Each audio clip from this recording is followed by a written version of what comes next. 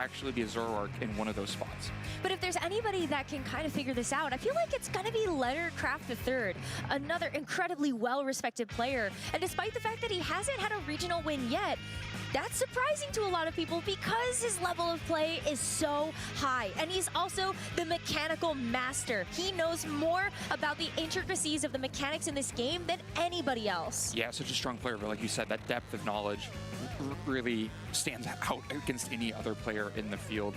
Piloting a team here that's also seems pretty dependent on Golden Go and Ursaluna, but in different ways. Golden Go with Nasty Plot to set up with Life Orb, Ursaluna that's going to run a little bit more slowly, but then Mousehold that can support and help those Pokemon run a little bit more slowly. And then, of course, Annihilate as well could be really useful, naturally faster than the Golden Go on the other side. So if you can avoid Tailwinds and maybe take an Icy, Icy Wind's a little bit more dangerous to throw out against Annihilate because of the Defiant that would give over attack boost. But if you can avoid that speed control, Annihilate can be a really important tool. And then Ursaluna, with the Assault Vest, can take those special attacks from the other Ursaluna and Golden Go quite well, especially if Friend Guard is supporting it from Mousehold, and respond with good damage from Earth Power into the Golden Go on the other side. So I think there'll be some kind of dance there of how can you get enough damage into Ursaluna? Can you lower its special defense with Fake Tears? Can you use that very signature, low kick on the Dragonite on the other side to put a ton of damage into Ursaluna? But if you can break through that, if you can deal with the speed advantage of Annihilate, other side to put a ton of damage into Ursaluna. But if you can break through that, if you can deal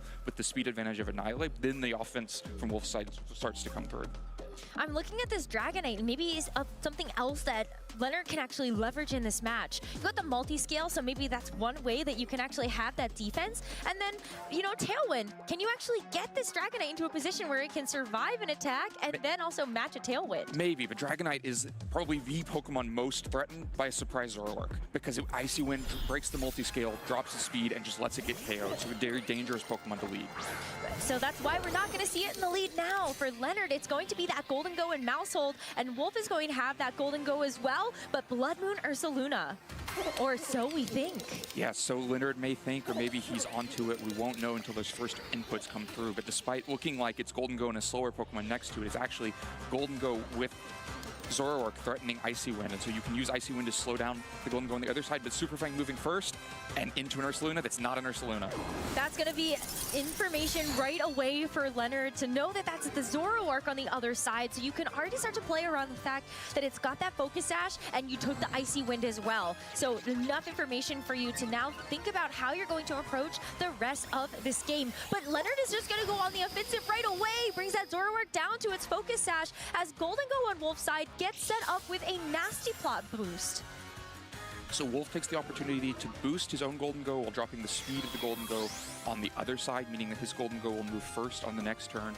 We saw this yesterday too. Wolf willing to let Golden Go sit on the field in front of Golden Go's on the other side. We saw it take a Life Orb Shadow Ball without a Terastallization yesterday, so a situation Wolf was prepared for. Instead it is the Make It Rain, and with a critical hit still does significant damage to Golden Go, takes Zoroark down to Focus Sash, but now the Golden Go on Wolf's side has those boosts. Probably can't just KO Golden Go through Friend Guard and through Make It Rain being resisted, so still a dangerous position here. Another Make It Rain can chip more damage on the Golden Go, can KO Zoroark, and you have to worry about what Mousehold can do as well if the Golden Go isn't, doesn't go out on the offense with Make It Rain this turn. It's a little tough because the Zoroark, biggest source of damage it's going to have is going to be that Bitter Malice, and then you have this Mousehold on the other side that if it goes for Follow Me, would redirect away that attack, and then you're doing nothing. But Leonard is going to actually preserve his Golden Go for later. It's kind of got the job done with that one Make It Rain, and it's going to be a little risky to switch in this Ursaluna now, but if you were expecting the Bitter Malice, you now have two Normal-type Pokemon on the field that will be unaffected by that, and this Ursaluna with the Assault Vest should be able to take this Make It Rain a little bit better, but that is a +2 special attack boosted Make It Rain. One more, maybe the Ursaluna actually does get through that. So you can see the idea from Wolf on that turn. Using both the Bitter Malice and the Make It Rain means that if you want Golden Go to stay around and get an attack off that turn, then it had to be a Follow Me, which would have been Mousehold got turned over. So Leonard opts out of that game. It doesn't want to give up either of those Pokemon and brings in Ursaluna instead.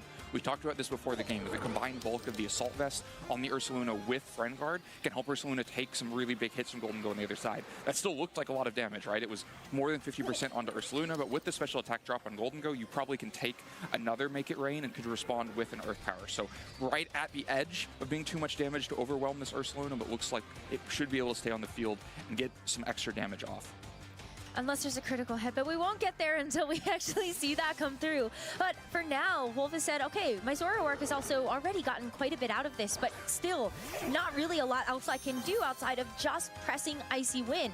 And Ursaluna just goes for the Vacuum Wave. What a big deal to be able to get some extra damage down onto that Golden Go, just to make sure it's going to be easily chipped away. But you called it out, Len. The Friend Guard plus the Assault Vest at +1 special attack on this Golden Go.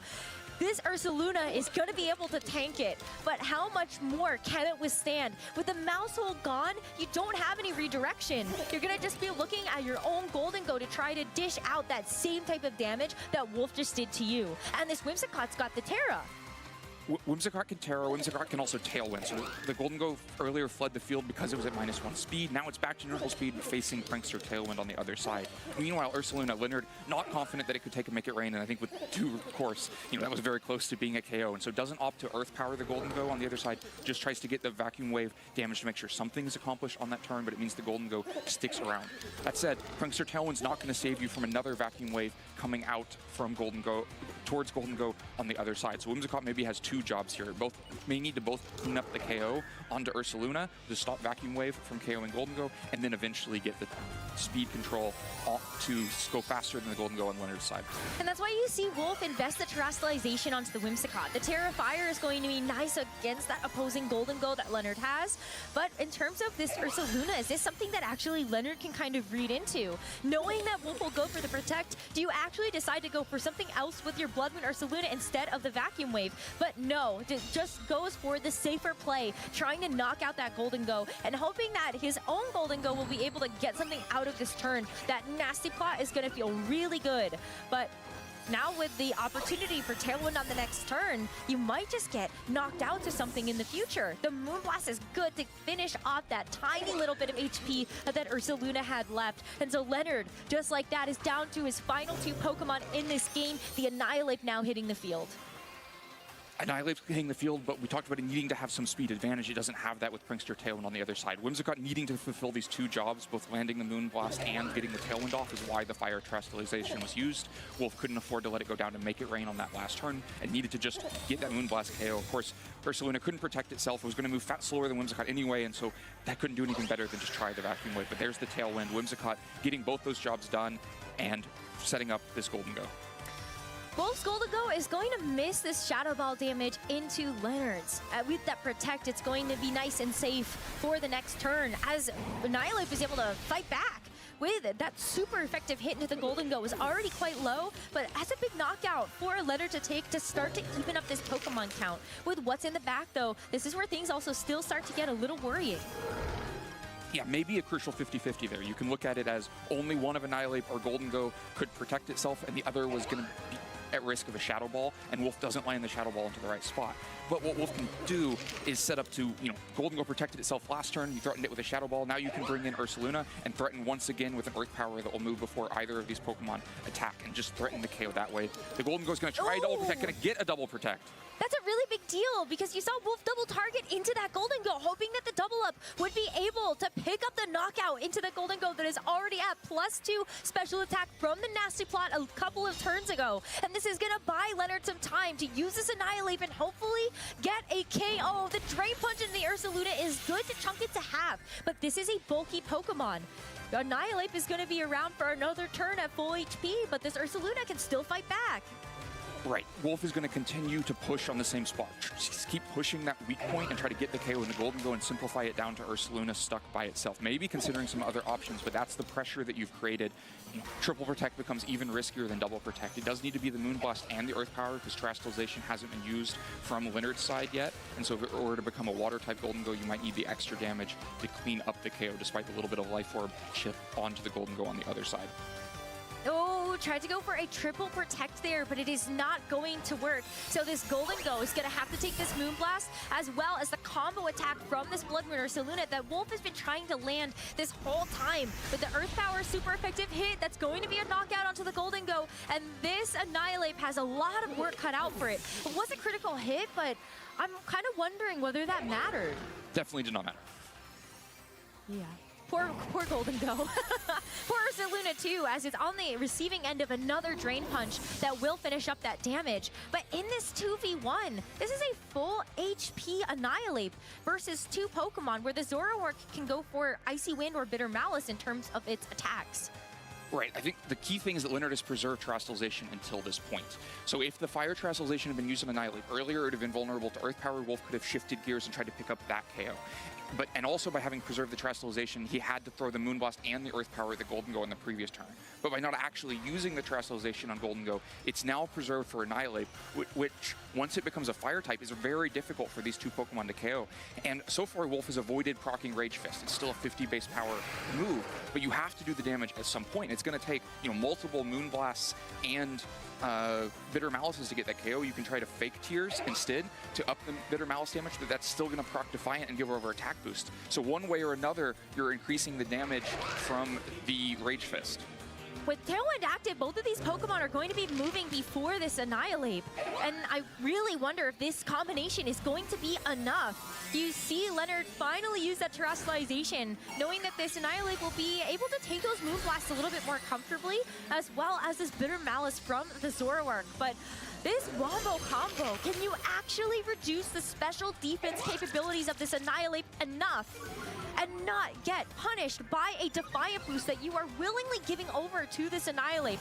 -2 special defense, and the Bitter Malice on the Annihilate is going to do quite a bit and actually reduce this Annihilate's attack again. So we're at +1 here with the Defiant boost and the Bitter Malice balancing each other out. Citrus Berry is going to help recover, but if you take one more Bitter Malice, I think Leonard will lose. With the Rage Fist into the Whimsicott picking up the KO, it's a Zoroark versus Annihilate endgame. So I think another little 50-50 there. If the Rage Fist had been into Zoroark, then Leonard cleans up this game. Whimsicott can't do that damage with Moonblast, but Leonard expecting there was a chance that Zoroark could protect itself. If you can get 2 fake Tears onto the Annihilate before that Bitter Malice comes out, then it's just a KO. And Wolf gets that guessing game right. Goes ahead and attacks with the Zoroark on the first turn. That means that he can Bitter Malice again on this turn. We saw the Bitter Malice damage on the last turn. It should be enough to just clean this up. So, a lot of little guessing games there about where the damage was going to go, where the protects were going to come out, but it seems like ultimately Wolf should come out on top of this. We just need to see one more Bitter Malice come through. What a way to be able to end it, especially when you know that you have to give over Defiant boost to this Pokemon as well as boosting up its Rage Fist. Love that Wolf was able to see this endgame, be able to play to it, and the Bitter Malice will finish off this Annihilate. Wolf Glick winning the first game of this set in Swiss round number 10. That was very, very close. It felt like so many turns hinged on guessing what the opponent was going to target into, where the protects were going to come out. It could have swung either way right up until the last moment with whether or not Zoroark protected itself. Especially because Leonard got that critical double protect on the Golden Go that was able to stall out some turns and buy his own Annihilate time to actually get those Drain Punches into the Ursaluna. If that triple protect had come through, Leonard has this incredible Pokemon advantage there. Sure, yeah, whether it's the triple protect or the targeting, right? That's what a lot of small things could have shifted the outcome of this. So I don't think either player will come away from this feeling like they had, the clearly strong game plan that's able to just be followed through again on the next game. Yeah, this is, wow, what an amazing way for us to start out our stream between two incredible players. Leonard Kraft fighting to get back into a top cut. His best finish has been a top 4 at the Indianapolis Regional Championships in 2024. And Wolf Glick, of course, wants to get into a top cut to win another regional. Make that 10 and 11, why don't we? Yeah, just tries to keep doing it one tournament after another on another tear with another amazing team. This Zoroark, whether it's getting great illusions off. We saw the Super Fang into Zoroark on the first turn, and then we saw the damage from Zoroark at the end of the game. We saw the Icy Wind at the beginning of the game that helped open things up for Golden Go in the first place, just providing a lot of value here. I think that was really smart for Leonard to go through with as well for that first turn, because you got that information right away. And then it's like, oh, okay, even if it had not been the Super Fang missing, but also just seeing the Icy Wind, Leonard was able to pivot beautifully to know, hey, this is a Hisuian Zoroark. I've got to be really careful, and I know that this Blood Moon Ursaluna is waiting in the back. We heard Wolf talk about this yesterday, that both Pokemon Leonard had on turn 1 had Protect. There was an option to just double Protect, see that it was Icy Wind, then you know it's a Zoroark. But the punish for that would be that also on turn 1, Wolf used Nasty Plot. And so you don't have that free time to learn whether either of these Pokemon is actually a Zoroark. You have to start making plays immediately. Now, you know the Incineroar is not a Zoroark. The Intimidate gives that one away, but you still don't know what the Ursaluna is. We know. We can see that the Zoroark is there. So once again, the same bluff being made. The Ursaluna is not real. Now, these two Pokemon are a little bit less vulnerable to Ursaluna, a little bit less worried that they need to put a Super Fang in there. Maybe the Leonard opting for just bulk up front so that the risk of guessing the Zoroark wrong is lowered. You know, if there's less volatility in the situation, then you don't have to be so precise with it. But for now, Ursaluna leaving the field, going to get out into the back and bring out the Golden Go. Golden Go actually does feel like a bit of a safe switch here as both players are giggling at this Ursaluna not being able to get hit by Super Fake for a second time in a row. And that is for sure the Zoroark, as it also gets that Icy Wind drop. With the Flare Blitz into the Mousehold, it's brought pretty low here, but it's still alive for this next turn, so it's able to provide that Friend Guard support for this Golden Go that Leonard has switched in. Right, the Friend Guard pretty helpful to keep Golden Go around, but switching into an Icy Wind is pretty devastating for Golden Go. It means another Icy Wind will make it slower than the Incineroar on the other side. The Mousehold already took a lot of damage on that turn. Incineroar can clean up that KO as well. And if you want to attack with Golden Go, you have to be pretty interested in Follow Me, because otherwise Golden Go itself is risked. So yeah, just Follow Me here, which means that the Mousehold should go down on this turn. Yeah, another Icy Wind here is going to put this Golden Go at -2 speed, and this Incineroar will follow it up. That actually got really close there in terms of the Icy Wind damage onto the Mousehold, but critically it survives so that it's also able to redirect away this knockoff from the Incineroar. And so this Golden Go actually does get a chance to do something else on this turn. We saw Leonard try to go for damage on that first game, and he's going to do that again, bringing the Zoroark back down to its Focus Sash and taking a little bit of chip onto this Incineroar. But you're at -2 now. Can you actually find a way to pivot out a Pokemon to reset those speed drops? And what is that fourth Pokemon in the back there for Leonard? Can that help get the job done?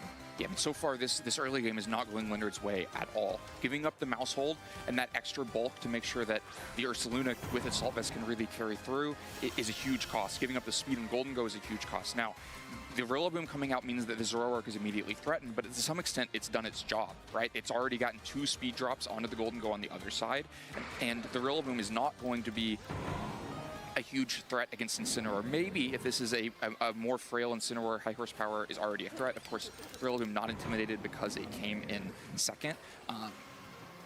But if you don't go for the Grassy Glide into Zoroark, the Icy Wind can just go into that slot as well. Yeah, so I feel like it has to be a Grassy Glide into the Zoroark to at least get that knockout, but then your own Golden Go is also pretty vulnerable. Maybe you just end up going for a Protect instead. Or, yeah, I mean, but you also have to consider, what is this Incineroar going to do? So Leonard says this is the time to at least be able to shed these speed drops from this Golden Go and bring in the Ursaluna. That's not super threatened either outside of something like the Icy Wind, but if the Rillaboom just knocks it out, then you don't have to worry about that. Giving up the Assault Vest will be a huge cost, though. If Friend Guard is gone and Assault Vest is gone and there's damage onto this Rillaboom, this Ursaluna, then suddenly Make It Rain from a Golden Go in the back is hugely threatening. I think you just have to, oh, well, actually, it's not even going to be the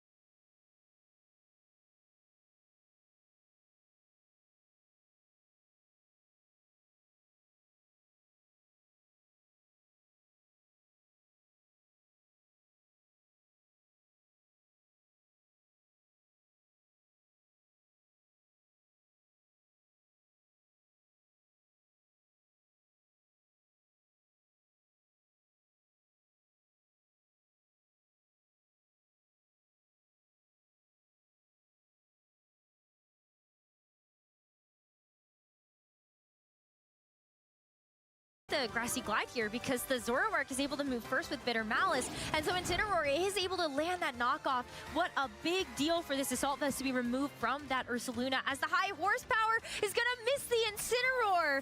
Oh no!